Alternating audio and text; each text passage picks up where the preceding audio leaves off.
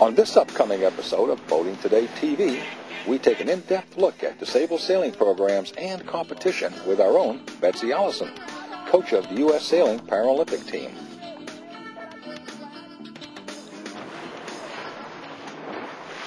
Sailing is really quite a unique sport, and it really is a very empowering one for people who have physical disabilities.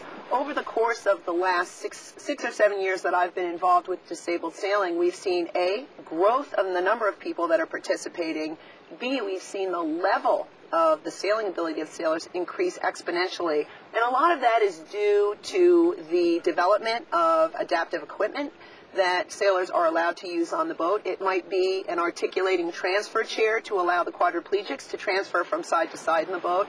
It might be an additional purchase system on the lines which enable the sailors, especially who have upper extremity deficiencies, to be able to trim the sails a little bit better. Some of the bars you'll see on the boat enable the sailors to actually hike out and get their weight outboard on the boat. So the equipment has certainly enabled our sailors to compete on a better basis. In open fleet racing, they're competing on an equal level with able-bodied sailors.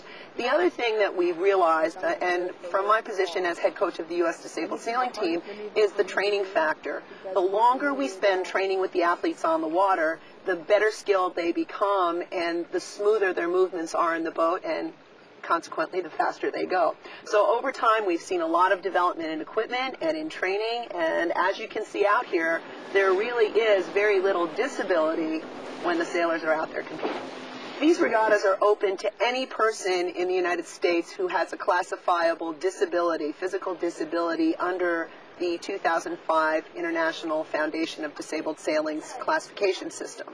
And each sailor is rated on a classification scale of 1 to 7, with a number 1 being the most disabled, such as a quadriplegic, and least disabled being a 7, which might be a single-leg amputee. They go out and race against each other on the race course, and their combined totals of scores determine who wins the event. In the single-handed division, we have several very good sailors, and we've got some new sailors that have come into the class. Our top-ranked sailor right now is a fellow named Nick Scandone. Nick is from the West Coast, from the Newport Harbor area in California, and he's recently joined our disabled group. He is currently leading our standings and should come out to be our top-ranked team for 2005. Here at the St. Pete event, we have another class that's participating, and they're actually holding an international competition. It's called the Martin 16. It's a 2-person boat with a colorful spinnaker that the sailors fly on the legs of sailing that are being sailed away from the wind. And what's unique about the Martin 16, it's a 2-person boat, and it really accommodates people who have very severe disabilities. The IFDS, our international governing body, is really looking to include more disabled sailors and more people with more severe disabilities into the disabled sailing community. The beauty of the sport is that it's very easy to adapt to the conditions and to the boats that are out there. And in our development, with the developmental programs and the community programs that are out there, there's a very safe platform for people to get involved. And there's the opportunity to go on and to compete on a national and international basis. So, like we said before, a function of training really builds the confidence levels of the athletes that are involved. And as you can see at the event here in St. Pete, it's amazing what people can do. One of the things we're trying to do through U.S. Sailing in the United States is to broaden the participation, and we're trying to do that through developmental programs.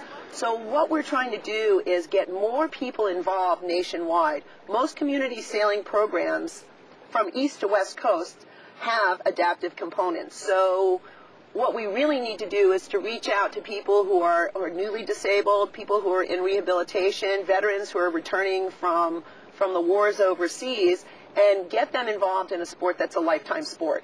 So the easiest way to do that is to either contact us at U.S. Sailing or to check with the local community program to see what they offer in terms of adaptive programs. Nice job, Ricky.